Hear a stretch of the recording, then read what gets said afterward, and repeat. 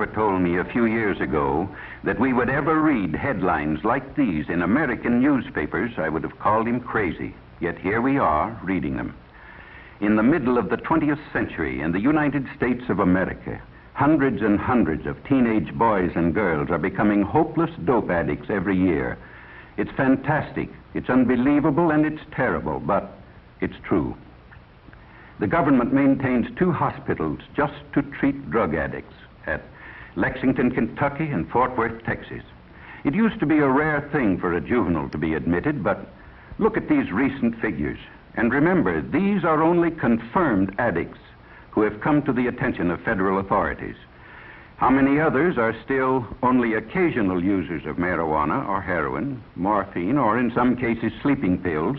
It's pretty hard to estimate. But there's one sure thing. Nobody is going to stay an occasional user very long. This is one game nobody beats. If you use narcotics, before long you'll have the habit, about the hardest in the world to break. And the dope addicts say, you're hooked. Well, how does one become hooked?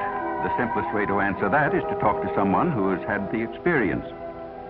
This is the home of Mr. and Mrs. Walter Howard.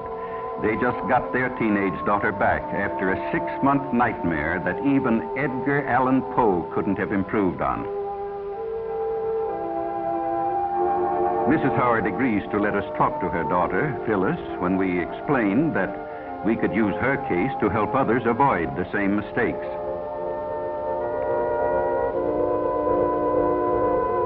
This is Phyllis as she looked 6 months ago, a senior in high school, pretty as a picture. Just recently, she was released from the narcotic ward of the county jail in the custody of her parents. It's hard to believe that this girl is the same as the one in the picture, but it doesn't take long for the drug habit to make anyone over.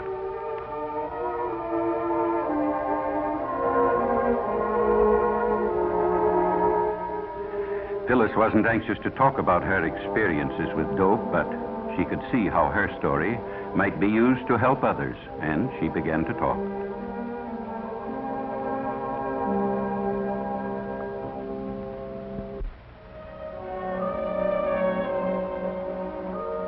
I guess I knew about reefers, that's marijuana, ever since junior high. Some of the boys smoked them, the ones who couldn't get along, who were afraid of everything. You know, the ones with no backbone.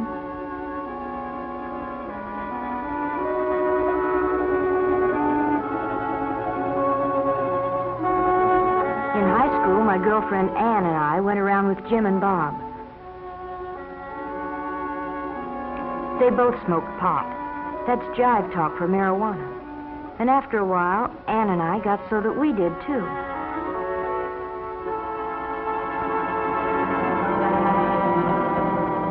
It's funny what it does to you.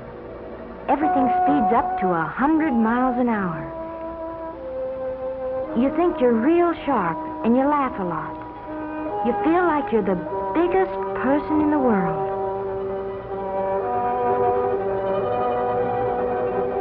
But I didn't feel so good when I came home high that night.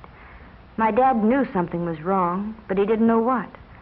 Mother was sure her daughter would never do anything bad. I'd been smoking pot for quite a while before I met Chuck. I guess he was what the newspapers call a peddler. He supplied the kids at school with whatever they wanted. Most of them used reefers like us, but some liked stronger things. There was something intriguing and different about Chuck. I guess I appealed to him in some way, too. Anyway, I found out later what it was about him. He had the heroin habit. He was hooked. Chuck and I started running around together, and one night he asked me up to his place. I knew by now he started peddling after he got the habit, so he could get H for himself. He needed a lot because he had a big habit. You know something about hypes? They're like a disease. They don't like to see anybody not using the stuff just because they do. Chuck finally talked me into using heroin. He said it would make him feel better. So I tried it. But I was going to be smart. Just take it or leave it. Nothing was going to happen to me. But before I knew it, I was hooked. Bad. I had a heroin habit as big as Chuck. I hadn't been home in weeks. Oh, Chuck and I were married, but it didn't matter very much. Nothing does. Not when you're on H. All you think about day and night is dope. How much you've got, where to get more, what you'll do if you can't get it. And then they'd got Chuck. They had to eventually, I knew that, but it didn't matter much. Nothing did except age. All of a sudden, it hit me. If Chuck had seen the cops coming, he might have got rid of our supply.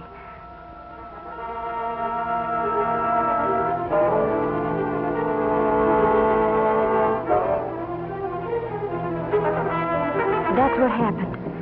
Chuck got rid of everything. Probably in the garbage disposal. Oh, that's a favorite trick of Hype's when they're going to be arrested. But it left me in an awful spot. I needed a fix bad. So bad I didn't care whether I lived or died. And I didn't know whether I'd ever get another cap.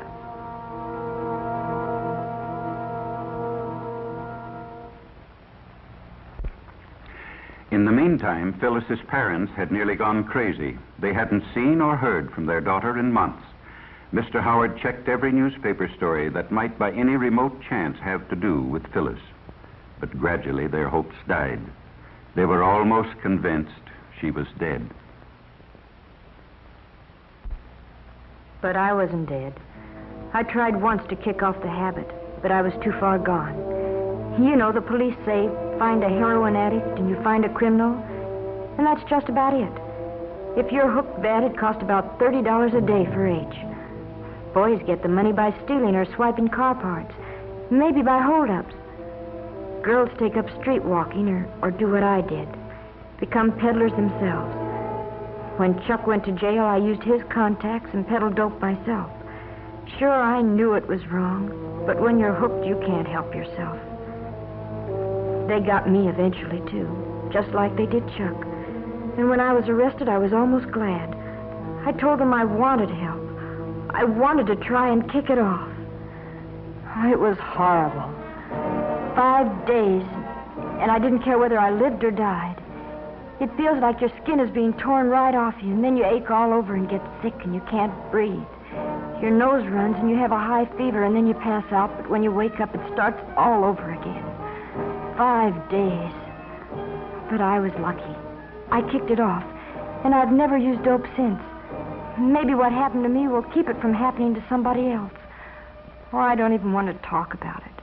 And all I hope is that someday I can forget it. Well, that's Phyllis's story. In the United States of America, 20th century.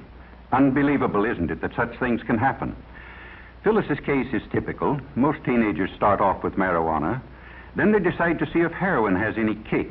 It does. Sometimes it only takes a few days to find out they can't leave it alone. In order to get money to buy it, they turn to crime. And that's the story. There are practically no happy endings when you fool with drugs. Doctors say restoring an addict to normal life is about the toughest thing in medicine. Well, what's the answer? Enforcement? Yes, that's one of them, certainly. In the Far East a few years back, they were lining up dope peddlers and shooting them in the back of the head. But it didn't stop addiction. It just made it harder for victims to get the stuff. No, the answer is a simple one. Just use your head. Leave narcotics absolutely alone. Remember what happened to Phyllis and others like her. Talk it over with your parents or school counselor, somebody you have confidence in. Some say the Reds are promoting dope traffic in the United States to undermine national morale. They did it in China a few years back. It's certainly true that the increased use of narcotics plays right into their hands. But why not show everybody, including ourselves, that young American men and women have too much intelligence to make such a stupid, ghastly, tragic mistake? Let's make tomorrow's headlines read like this.